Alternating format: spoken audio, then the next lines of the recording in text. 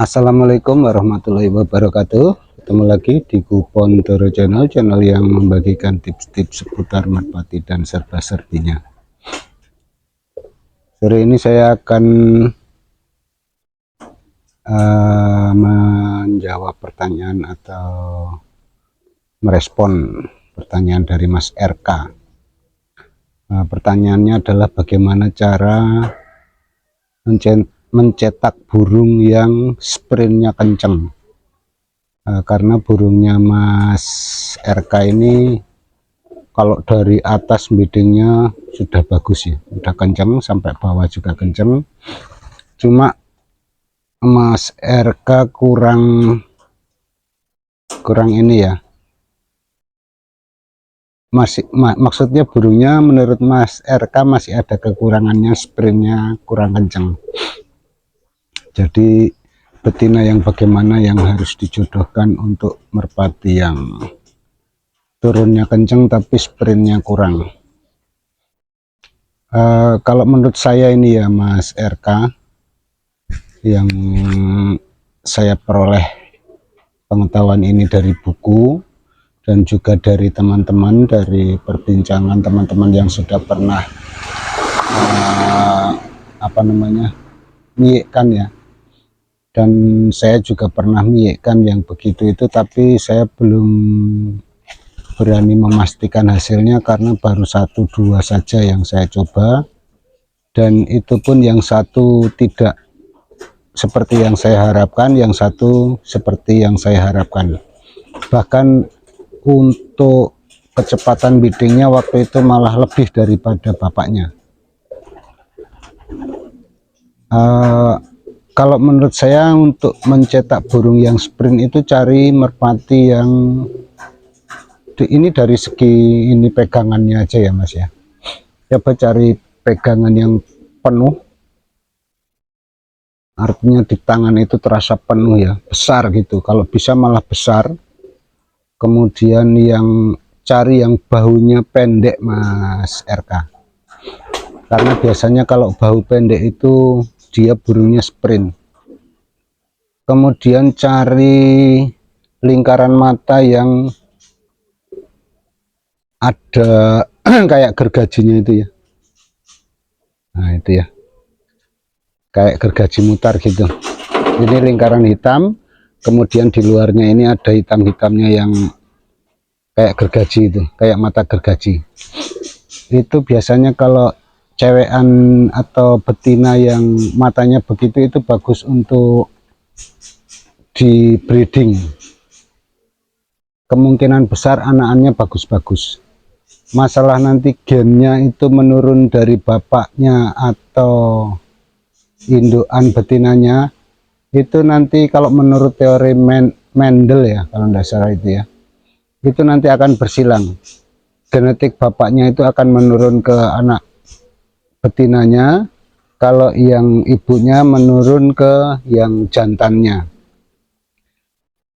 Dengan patokan itu kita coba ambil yang betinaan yang pegangannya penuh, kalau bisa itu yang dari depan ke belakang itu hampir sama.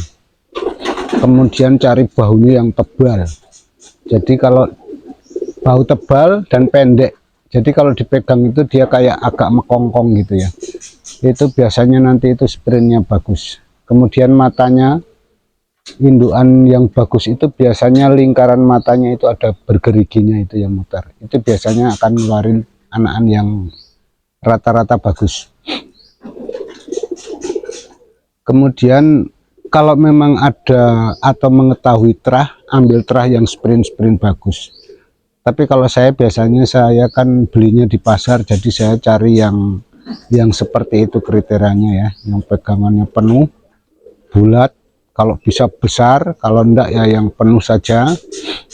Kemudian di bahunya itu yang tebal pendek.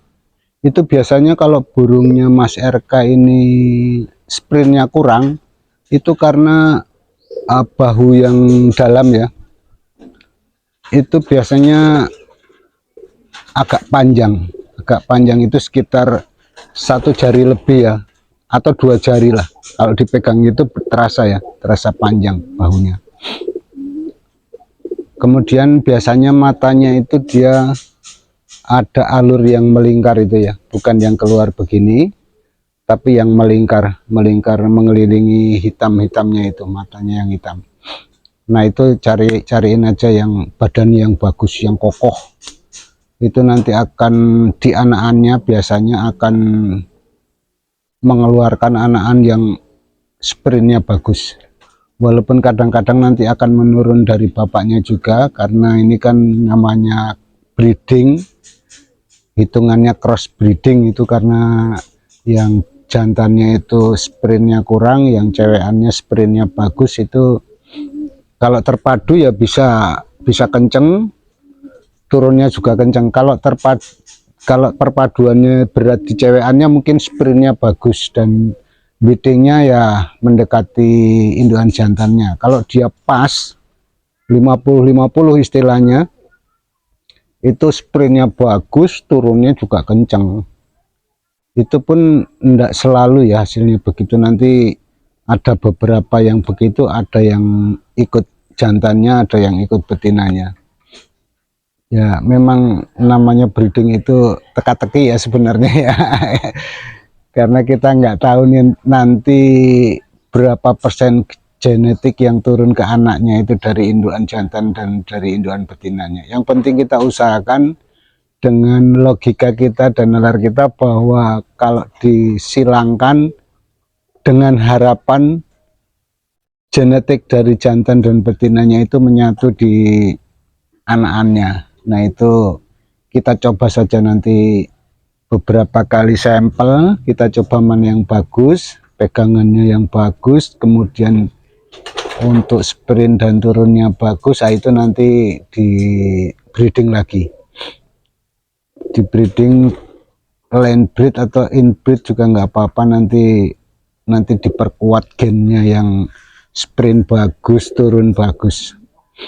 Sebenarnya kalau membicarakan breeding saya juga ini ya, awang-awangan, artinya gini, kalau memang saya sedikit tahu masalah breeding, cuma kalau mau mempraktekkan itu jangka waktunya lama sekali untuk hasil yang terbaik. Jadi saya lebih baik crossbreed aja, yang mana yang dari jantan bagus, betina bagus, nanti coba dipadukan, disilangkan, di breeding. Kalau hasilnya bagus ya syukur alhamdulillah, kalau enggak ya kita coba lagi.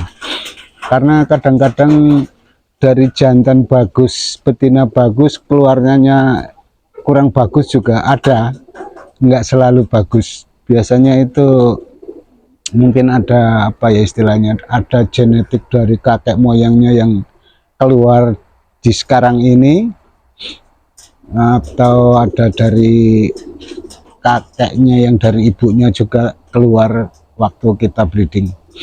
Jadi kita coba-coba saja dengan segala pengetahuan kita, kemudian diusahakan yang terbaik, kasih makan yang bagus mutunya,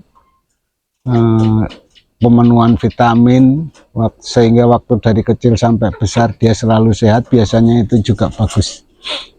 Apalagi didukung nanti perpaduan dari indukan jantan dan betinanya. Itu ya Mas RK, semoga ini tips saya atau pengetahuan saya yang cuma sedikit ini bisa membantu Mas RK untuk mencoba breeding, mencari burung yang terbaik dari indukan yang terbaik. Yang jelas kan jantannya sudah bagus, carikan betina yang bagus dengan harapan hasil bagus. Jadi kita kalau kemudian merawatnya juga secara bagus, nggak sia-sia lah, walaupun nanti hasilnya kurang memuaskan, tapi itu kepuasan tersendiri kita sudah breeding. Apalagi nanti kita sudah dapat yang terbaik, yang sudah seperti yang kita inginkan, itu kepuasan itu nggak bisa dibayar dengan uang istilahnya. Kepuasan dan kebanggaan itu ya Mas RK. Semoga ini bermanfaat dan bisa dicoba diterapkan sehingga menghasilkan burung yang bagus, dan saya juga mengucapkan terima kasih dan semoga hasilnya jos. Akhir kata, wassalamualaikum warahmatullahi wabarakatuh.